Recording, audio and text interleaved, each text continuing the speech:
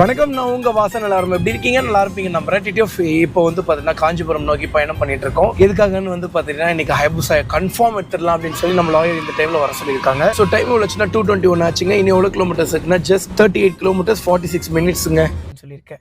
TTF time ஆச்சுன்னா night 8:45 ஆச்சுங்க. அவ்வளோதான், டெம்போல ஏற்றியாச்சு நம்ம ஹைபூசாவை. ஸோ இன்னும் சரியாகவே பைக்கை நான் பார்க்கல. ஏன்னா போலீஸ் ஸ்டேஷனில் வந்து பார்த்துட்டிங்கன்னா பைக் பக்கத்தில் நின்னா கொஞ்சம் கூட்டம் கூடுது அப்படிங்கிறதுக்காக என்ன பக்கத்தில் போக உள்ள. ஸோ வந்து நம்மளோட ஹைபூசாங்க.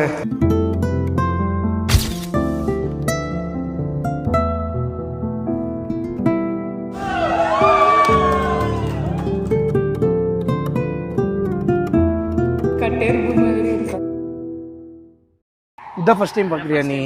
நாகட்டம் முடியல, இதை வச்சு எப்படி ஓட்டுனீங்க? இது நம்மளால இப்போ இங்கே பாருங்க இழுக்க கூட முடியல. பார்த்து ஆக்சுவலி டிடிஎஃப் ஃபுல்லாமே துரு பிடிச்சிருச்சுங்க. ஸோ பைக்கில் ஸ்பீடோமீட்டர்லாம் எதுவுமே இல்லைங்க. ஸோ வந்து உங்களுக்கு டே டைம் ஆனதுக்கப்புறம் உங்களுக்கு காட்டுறேங்க. இப்போது வண்டியில் என்னென்ன ஆயிடுக்கு அப்படின்னு சொல்லி நம்மளால சொல்ல முடியாது. ஷோரூமுக்கு போனால் தான் தெரியும். ஸோ அவங்க எக்ஸாக்டாக பார்த்து ஒர்க் அவுட் ஆகுமா ஒர்க் அவுட் ஆகாதான்னு சொல்லிடுவாங்க. இப்போவே கொஞ்சம் ஒர்க் அவுட் ஆகாதுன்னு தான் சொல்கிறாங்க. எதாக இருந்தாலும் பார்த்துக்கலாம், டோன்ட் வரி. ஸோ ஒரு வழியாக வந்து பார்த்தீங்கன்னா போராடி நம்மளோட ஹைபூசா நம்மக்கிட்ட வந்துருச்சுல்ல, அதுவே நான் ஒரு மிகப்பெரிய வெற்றியாக பார்க்குறேன். இப்போது என்ன பிளான்னாங்க, இப்போது ஹைபூசா எடுத்துகிட்டு அப்படியே வீட்டுக்கு போயிடலாம் அப்படிங்கிற மாதிரி தான் இருந்தேன். அதுக்கப்புறம் நல்லா யோசிச்சு பார்த்துட்டு இல்லை, ஹைபூசா எடுத்துகிட்டு நேராக வந்து பார்த்தீங்கன்னா பெங்களூர் ஷோரூமுக்கு போயிடலாம். பெங்களூர் ஷோரூமுக்கு போயிட்டு அவங்க என்ன சொல்கிறாங்க ஏது சொல்கிறாங்கன்னு பார்த்துட்டு அதுக்கு அடுத்தது என்ன பண்ணலான்னு சொல்லி முடிவு பண்ணலாம். நான் என்ன முடிவு பண்ணிட்டேன்னா, சப்போஸ் ஷோரூமில் வந்து பார்த்தீங்கன்னா ஸ்கிராபுக்கு தான் போடணும் அப்படின்னு சொல்லிட்டாங்க. அப்படிங்கிற பட்சத்தில் இன்சூரன்ஸும் கிளைம் ஆகலை. அப்படிங்கிற பட்சத்தில் என்னென்ன பிரச்சனை ஆகிடுக்குன்னு சொல்லி அவங்ககிட்ட கேட்டுட்டு நம்ம வீட்டுக்கு எடுத்து வந்து நம்மளே ஏதாவது ரெடி பண்ண முடியுமா அப்படிங்கிற மாதிரி நான் யோசித்தேன். அண்ட் வந்து ஆயில் செக் பண்ணி பார்த்தேங்க. ஸோ வந்து இப்போ இன்ஜின் கேஸ் எதாவது உடஞ்சிருக்குமோன்னு தான் மனசில் ஓடிட்டுருக்குங்க. வந்து இங்கே இன்ஜின் ஆயில் லெவல் தெரியுங்க. இதோ தெரியுதுங்களா? இதில் வந்து இன்ஜின் ஆயில் லெவல் தெரியுங்க. வண்டி எவ்வளோ தூக்கி நிப்பாட்டினாலுமே வந்து பார்த்திங்கன்னா இன்ஜின் ஆயில் வந்து ஒரு ட்ராப் இருக்கிற மாதிரி கூட தெரில. பட் இதில் வந்து அந்த பிசுப்பு தன்மை லைட்டாக இருக்குது. லைட்டாக அது உங்களுக்கு பார்த்தா தெரியும். இருங்க காட்டுறேன். இது சின்னதாக டாட்டாக இருக்கிற மாதிரி இருக்குது பார்த்தீங்களா? ஸோ அதனால் அந்த ஒரு பிசுப்பு தன்மை இருந்து உள்ள இன்ஜின்குள்ளே எந்த பிரச்சனையும் ஆயிடுக்காது அப்படின்னு சொல்லி நான் நம்புகிறேன். ஸோ இத்தனை வருஷம் வந்து பார்த்தீங்கன்னா ஆயில் ஃபுல்லாமே ட்ரைலியே இருந்துச்சு. அப்படிங்கிற பட்சத்தில் உள்ளே இருக்கிறது எல்லாமே வந்து பார்த்தீங்கன்னா காலி ஆகிடும். அவ்வளோதான். கண்டிப்பாக வந்து பார்த்தீங்கன்னா நம்ம ஹைபூசா வந்து பார்த்தீங்கன்னா நம்ம ஸ்கிராபுக்கு போட்டு தான் ஆகணும் அப்படிங்கிற மாதிரி இருந்திருக்கும். சரிங்க, என்ன ஏதுன்னு சொல்லி பார்த்துட்டு கொஞ்ச நேரம் கழிச்சு பிளாக் கண்டினியூ பண்ணுறேங்க. அன்ஃபார்ச்சுனேட்லி வர்ற ரோடு கொஞ்சம் கரடு முரடாக இருந்ததுனால சைட் ஸ்டாண்ட் உடஞ்சி உள்ளே போயிடுச்சாமாங்க. இருங்க அந்த பக்கம் வந்துடுறேன். ஆனால் அவ்வளோ சீக்கிரம் ஸ்ட்ரைட் ஸ்டாண்ட் அதான்னு பார்த்தேன், போகலைண்ணா. அதான் நழுவிடுச்சு.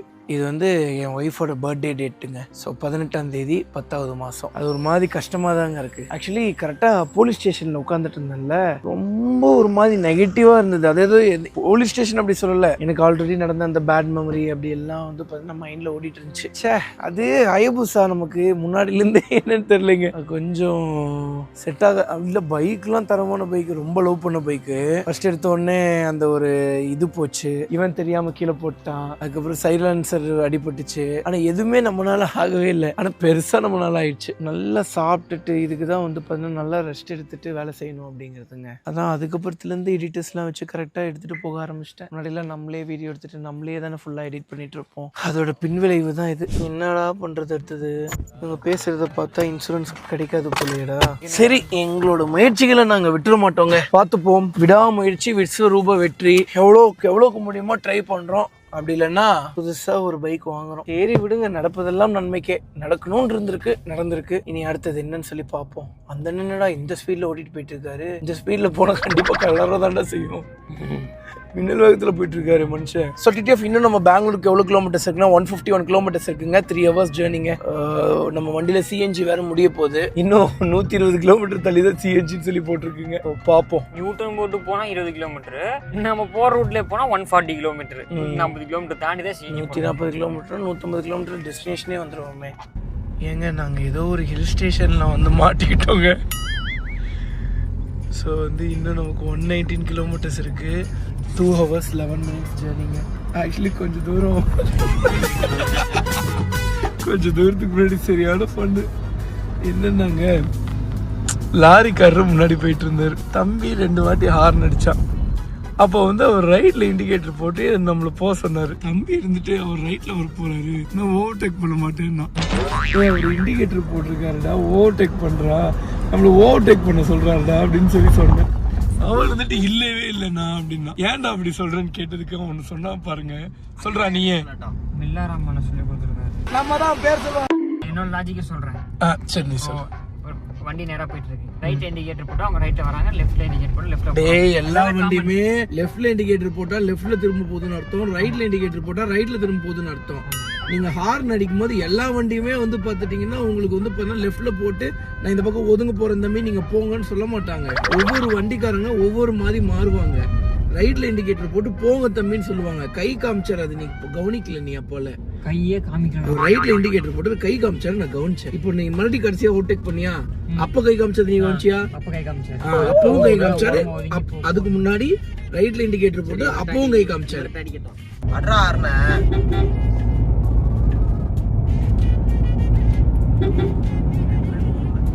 அதான் சொன்னேனே, ஒவ்வொருத்தவங்க ஒவ்வொரு மாதிரிடா. இப்ப நீயே வந்து பாத்தீங்கன்னா யாரோ ஓவர்டேக் பண்ணேன்னா சில டைம் லெஃப்ட் ஏறி போவேன், சில டைம் இண்டிகேட்டர் போடுவேன், சில டைம் கை காட்டுவேன், சில வாட்டி ரெண்டுமே பண்ணுவேன். இதுதான் குடு ஒரு முட்டு.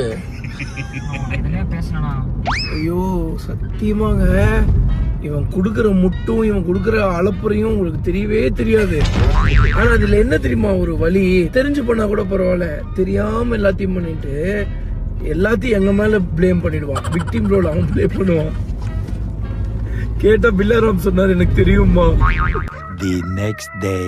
டிடிஎஃப் எல்லாருக்கும் ஹாப்பி மார்னிங். டைம் எவ்வளோ ஆச்சுன்னா மார்னிங் 5:49 ஆச்சு. 6:30 மணி ஆன மாதிரி இருக்குங்க கிளைமேட்டு. இங்கே வந்து நம்ம சுசுகி ஷோரூமுக்கு வந்தாச்சுங்க. ஸோ வந்து அவ்வளோதான், நம்ம வண்டியை வந்து இறக்கி வைக்க போகிறோம். கரெக்டாக இந்த இடம் வந்து பார்த்துட்டிங்கன்னா ஹயபூசா டெலிவரி எடுத்து ஹயபூசாவை நிப்பாட்டிட்டு அதுக்கு முன்னாடி வந்து பண்ண 2 கண்ணை வச்சு இப்படி ஃப்ளேர் பண்ணி விளையாண்டுட்டு இருப்பேன்.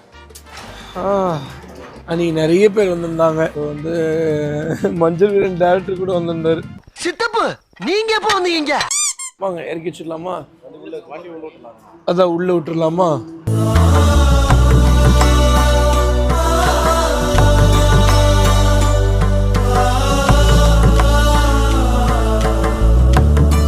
நல்லபடியாக வந்து பார்த்தீங்கன்னா வண்டி கீழே இறக்கி வச்சாச்சுங்க. அண்ணனும் அதே தான் சொல்கிறாரு, வண்டி ஃபுல் டேமேஜ் அப்படிங்கிறாரு. சைட் லாக்கில் இல்லை, அதான் அங்கே லாக் ஆகிக்கிச்சுங்க.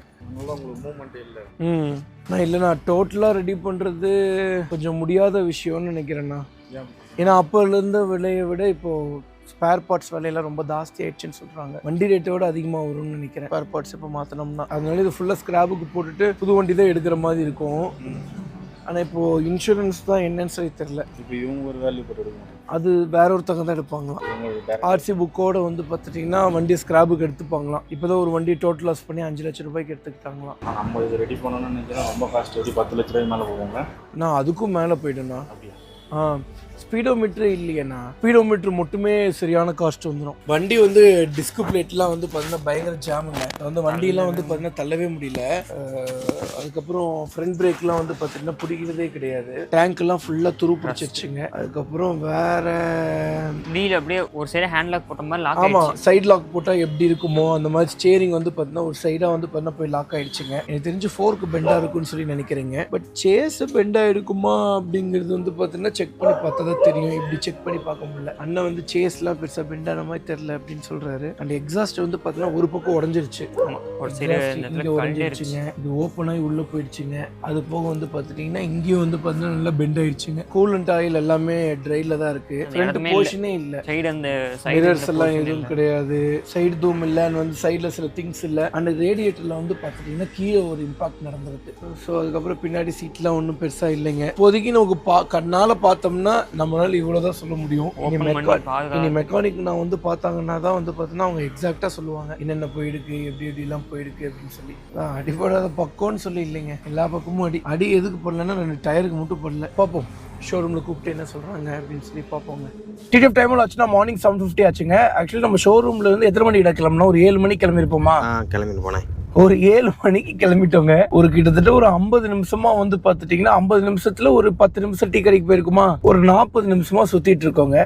இன்னும் வந்து பார்த்துட்டிங்கன்னா நாங்க ஒரு 20 நிமிஷம் சுத்த வேண்டியது இருக்குங்க. எதனாலன்னு வந்து பார்த்துட்டிங்கன்னா தம்பி பெங்களூர்ல 12 கிலோமீட்டர் தள்ளி ரூம் போட்டார். என்கிட்ட ஒரு வார்த்தை கூட கேட்கல. ஏதோ செக் பண்ணியிருப்பாருன்னு நினச்சேன். ஒரு 350 ரூபா மட்டும் பே பண்ணுங்கண்ணா அப்படின்னா அட்வான்ஸ் வந்து 350 ரூபா போட்டு பே பண்ணிட்டோம். சிவா அப்படியே என்னாச்சுன்னு மட்டும் சொல்லி சிவா.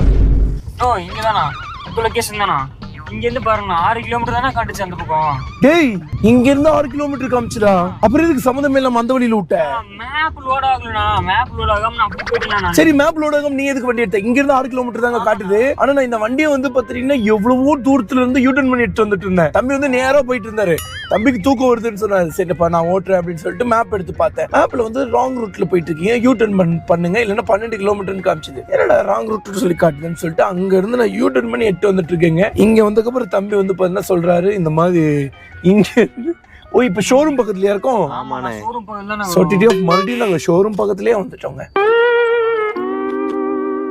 மேப்பே லோட் ஆகாம எதுக்கு நீங்க வண்டி ஆரம்பிச்சீங்க? ஓ நீ லோக்கல்ல இங்க இருந்திருக்க. போன்ல போட்ட உடனே நேரா போயிட்டு ஜூம் அவுட் பண்ணி பார்த்துட்டேன். நேரா போய் கொஞ்சம் ரெண்டு கட் பண்ணி லெஃப்ட்ல வந்து இது ஹோட்டல் இருக்குன்னு காட்டிடுச்சு. சரி ஓகே இதுல கார் பிளேல போட்டோன்னு சொல்லி பிளக் பண்ணேன். கார் பிளேல ப்ளே ஆகல. சரி நேரா போக சொல்லிச்சுல. நேரா போனா ரைட் லெஃப்ட். இனிமேல் என்ன தெரியுமா சேவா பண்ற? இந்த 7ஆம் அறிவுலாம் சூப்பர். அடுத்த வாட்டி வந்து பாத்தீங்கன்னா வெயிட் பண்ணி மேப் வந்ததுக்கு அப்புறமே போங்க. இப்ப டைம் எவ்வளவு வேஸ்ட் ஆயிடுச்சு பாருங்க. நான் நேரா போயிட்டு மேப் கிட்டத்தட்ட நினைச்சு பாருங்க டிடிஎஃப் 1 மணி நேரமா சுத்திட்டு இருந்துச்சு. 1 மணி நேரம் கழிச்சு கடைசி 20 நிமிஷத்துல ஆரம்பிச்ச இடத்துக்கே வந்து நிக்கணும்னா எப்படி வெறி ஆகும்? அவ்வளவு வெறியில இருக்கீங்க. நான் இப்ப என்ன தெரியுமா பிரச்சனை? அந்த ரூம்ல போய் எந்த ஒரு கோளாறும் வந்துடக்கூடாது. இப்போ வந்து ஹைபூஸா நல்லபடியா சர்வீஸ் சென்டர்ல விட்டாச்சுங்க. அடுத்தது வந்து பாத்துட்டீங்கன்னா மெக்கானிக் அங்கிட்ட என்னென்ன ஆயிடுக்குன்னு சொல்லி எக்ஸாக்ட் டேட்டாவை அவங்க கிட்ட இருந்து கலெக்ட் பண்ண போறோம். அதுக்கப்புறம் இன்சூரன்ஸ் கிளைம் ஆகுதா ஆகலையா அப்படின்னு சொல்லி பார்க்க போறோம். அதுக்கு இன்னும் 2-3 நாள் ஆயிடுங்க. அது வரைக்கும் நம்ம இங்க பெங்களூர்ல வெயிட் பண்ண முடியாது. நம்ம ஊருக்கு போயிடலாம். அதுக்கப்புறம் இன்சூரன்ஸ் கிளைம் ஆயிடுச்சு அப்படிங்கிற பட்சத்துல நல்லபடியா ஷோரூம்லயே வச்சு சர்வீஸ் பண்ணிடுவோம். போஸ் இன்சூரன்ஸ் கிளைம் ஆகல அப்படிங்கிற பட்சத்துல ஒண்ணு நம்மளே ரெடி பண்ணுவோம், இல்லைன்னா ஸ்கிராப்புக்கு போட்டுருவோம்னு சொல்லவே வாய் வர மாட்டேங்குது. ஒரு மாதிரி இருக்கு. ஸோ டைம் வந்து பார்த்தீங்கன்னா மார்னிங் 8:50 ஆச்சுங்க. இன்னும் 10 நிமிஷத்தில் ஏன்னா 1 மணி நேரம் 10 நிமிஷத்தில் ஷோரூம் ஓப்பன் பண்ணிடுவாங்க. ஸோ இப்போ நான் உட்காந்து தம்ப்நெயில்லாம் கொஞ்சம் எடிட் பண்ண போகிறேன். ஸோ என்ன ஏதுன்னு சொல்லி பார்ப்போம். எனக்கு தெரிஞ்சு நாங்கள் ஆஃப்டர்நூன் மேலே தான் கிளம்புவோம் அப்படின்னு சொல்லி நினைக்கிறேன். பார்ப்போம். ஓகே டிடிஎஃப் நம்ம வீடியோ ரன் பண்ணிக்கிறேன். நம்ம வீடியோ சப்ஸ்கிரைப் பண்ண பார்த்துருந்தீங்கன்னா மறக்காம சப்ஸ்கிரைப் பண்ணி பெல் ஐக்கான் தட்டிட்டுக்கோங்க. 5 மில்லியன் வரப்போகுது. ஆக்சுவலி டிடிஎஃப் இந்த வீடியோ வந்து பார்த்தீங்கன்னா திடீர்னு கொஞ்சம் ஃபன்னாக தான் எடுத்துகிட்டு போகணும்னு நினச்சேன். திடீர்னு கொஞ்சம் எமோஷனலாக போய் எடுத்துகிட்டு நினைக்கிறேன். பட் ரொம்ப எமோஷனலாக காட்டிக்கல. அது என்னன்னு தெரியல, ரொம்ப எமோஷனல் வர ஆரம்பிச்சிருச்சு. ஷோ அது மெயினாக வந்து பார்த்தீங்கன்னா எந்த இடத்துல இருந்து எமோஷன் ஆயிடுச்சுன்னா வண்டி எடுத்து வண்டி பக்கத்தில் போய் வண்டியை பார்க்க ஆரம்பிச்சதுலேருந்தே வந்து பார்த்தீங்கன்னா பயங்கர எமோஷனல் ஆக ஆரம்பிச்சிட்டேன். வண்டி இந்த கண்டிஷனில் இருக்குது. 3 வருஷம் அதுவும் முதலே எடுத்திருந்தா கூட ஏதாவது பண்ணியிருந்துருக்கலாங்க. வண்டியை நகர்த்தி ஒரு இடத்துலயும் ஒரு பார்ட்ஸ் உடஞ்சு விழுந்துருந்துச்சுங்க.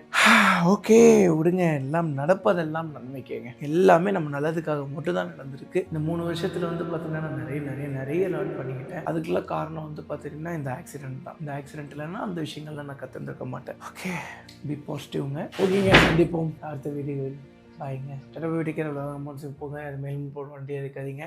செஞ்சு ரைடிங் அதை போட்டுட்டு பார்த்து பத்திரமா சேஃபாக போங்க. Love you so much. Bye.